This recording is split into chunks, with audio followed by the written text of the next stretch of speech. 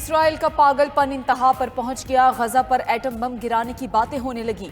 Israeli वजीर ने interview में दावा किया कि गजा पर एटम बम गिराना भी एक ऑप्शन है। फलस्तीनिया हमास का झंडा लहराने वालों को जमीन पर जिंदा नहीं रहना चाहिए। गजा में गैर मुलव्वस शहरियों जैसी कोई चीज नहीं। सारे फलस्तीनी आयरलैंड या सहरा में जाकर रहें। इसराइली वजीर के बयान पर सख्त तनकीद। वजीर आजम ने काबीना इजलासों में शिरकत से रोक दिया।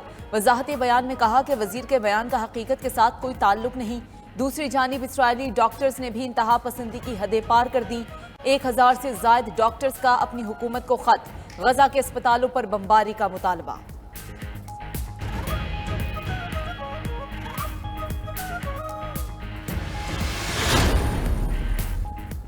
सऊदी अरब ने गजा पर एटम बम गिराने की धमकी की मजम्मत कर दी। सऊदी हुकूमत ने कहा कि इसराइली हुकूमत में इंतहा पसंदी और बर्बरियत किस हद तक घुस गई है।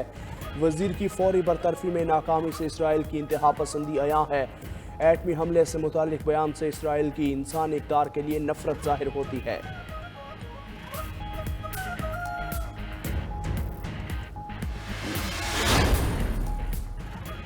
साबिक वजीर आजम शहबाज शरीफ की गजा पर एटम बम गिराने की इसराइली वजीर की धमकी की मजम्मत।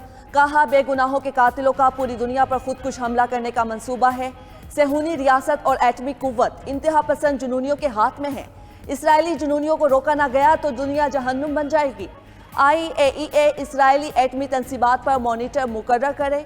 स्पीकर कौमी असम्बली राजा परवेज अशरफ ने कहा एटम बम चलाने की धमकी इसराइली जंगी जुनून का सबूत है। आलमी ताकतें इसराइल के पागलपन को रोकने के लिए फौरी इकदाम करें।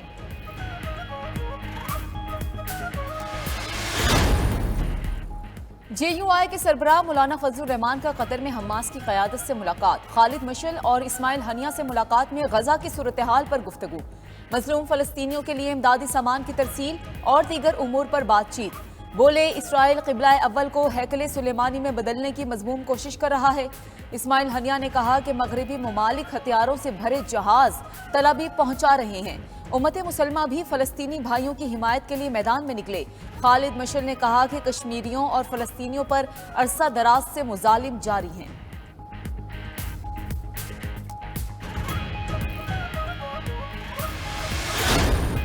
कराची में 9 नशिस्तों पर ज़िमनी बल्दियाती इलेक्शन के नताइज मुकम्मल। गैर हतमी और गैर सरकारी नताइज के मुताबिक पीपल्स पार्टी 5, जमात इस्लामी 2 नशिस्तों पर कामयाब। PTI और आज़ाद उम्मीदवार ने एक नशिस्त जीती।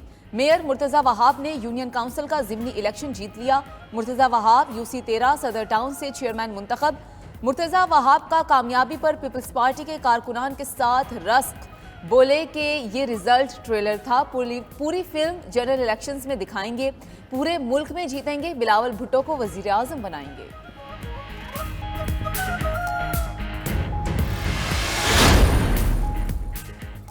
कराची समेत सिंध के 14 अजला में ज़िमनी बल्दियाती इंतखाबात हुए। गैर हतमी और गैर सरकारी नताइज की आमद। बेशतर इलाकों में ज़िमनी बल्दियाती इलेक्शन में पीपल्स पार्टी के उम्मीदवारों की कामयाबी। नवाबशाह, सखर, शिकारपुर, कश्मोर और खैरपुर में पीपल्स पार्टी के उम्मीदवार कामयाब। पीपल्स पार्टी के जीतने वाले उम्मीदवारों और उनके हामियों का जश्न। नवाबशाह की टाउन कमेटी दौड़ में जियालों ने ढोल की थाप पर रक्स किया।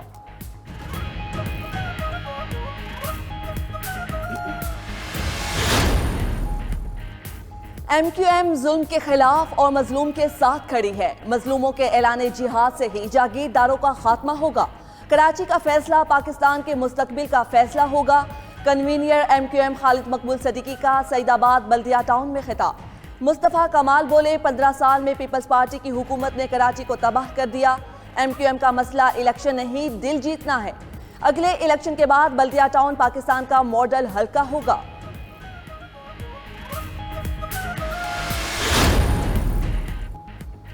अब्दुल कुद्दूस बजिंजो फारिग। खालिद बगजी BAP के सदर बन गए। कोयटा में बलूचिस्तान अवामी पार्टी की मरकजी जनरल काउंसिल का इजलास। आइंदा इंतखाबात के हवाले से भी हिकमत अमली तय पर गौर। बलूचिस्तान अवामी पार्टी के मरकजी सेक्रेटरी जनरल सेनेटर मंजूर अहमद काकड़ का इजलास से खिताब। बोले बलूचिस्तान के हुकूक पर कभी समझौता किया ना ही करेंगे। आम इंतखाबात में जीत कर बलूचिस्तान में हुकूमत बनाएंगे। जो लोग कहते थे बलूचिस्तान अवामी पार्टी खत्म हो गई, ये उनका ख्वाब ही रहेगा।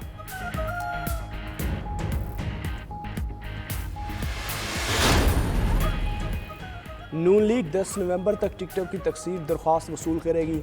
इंतखाबी मुहिम की क़यादत पार्टी कायद नवाज शरीफ करेंगे। राना सनाउल्लाह का फैसलाबाद में तकरीब से खिताब, बोले नवंबर के आखिर या दिसंबर के शुरू में जलसों का आगाज़ करेंगे। नवाज शरीफ नवंबर में तमाम सूबों का दौरा करेंगे। मैदान सबके लिए बिल्कुल खुला है, किसी जुर्म पर कार्रवाई हो तो एतराज़ नहीं होना चाहिए।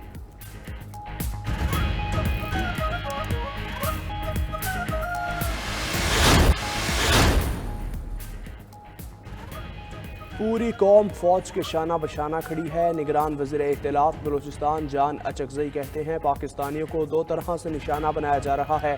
सरहद पार हमलों से फौजी जवान शहीद होते हैं। पाकिस्तान ने 40 साल अफगान मुहाजिरीन की मेहमान नवाजी की। अफगान मुहाजिरीन को हर तरह की सहूलियात फराहम की। पाकिस्तान में दहशतगर्दी के पीछे भारत का हाथ है।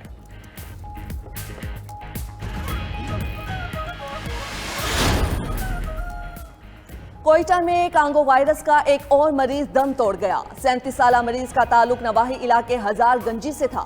कांगो वायरस से मुतासिर कोयटा के डॉक्टर ने कराची के अस्पताल में दम तोड़ दिया।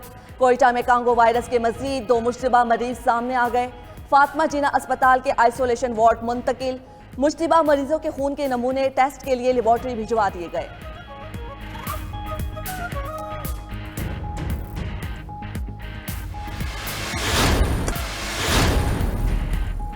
वर्ल्ड कप के सेमीफाइनल में पहुंचने की दौड़, पाकिस्तान क्रिकेट टीम का स्क्वाड बेंगलुरु से कोलकाता पहुंच गया। पाकिस्तान लीग मरहले का आखिरी मैच 11 नवंबर को इंग्लैंड के खिलाफ खेलेगा। दोनों टीमों के दरमियान मैच कोलकाता के स्टेडियम में खेला जाएगा। पाकिस्तान 8 में से 4 मैचेस जीतकर 8 पॉइंट्स के साथ 5वें नंबर पर मौजूद। इंग्लैंड की टीम 7 में से सिर्फ 1 मैच जीतकर आखिरी नंबर पर है।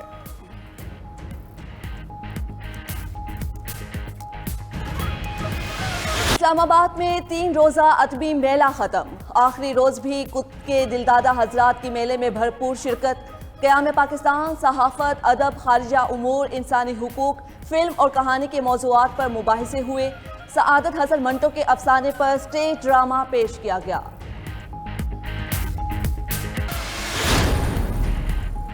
वर्ल्ड कप के सेमीफाइनल में पहुंचने की दौड़, पाकिस्तान क्रिकेट टीम का स्क्वाड बेंगलुरु से कोलकाता पहुंच गया। पाकिस्तान लीग मरहले का आखिरी मैच 11 नवंबर को इंग्लैंड के खिलाफ खेलेगा। दोनों टीमों के दरमियान मैच कोलकाता के स्टेडियम में खेला जाएगा। पाकिस्तान 8 में से 4 मैचेस जीतकर 8 पॉइंट्स के साथ 5वें नंबर पर मौजूद। इंग्लैंड की टीम 7 में से सिर्फ 1 मैच जीतकर आखिरी नंबर पर है।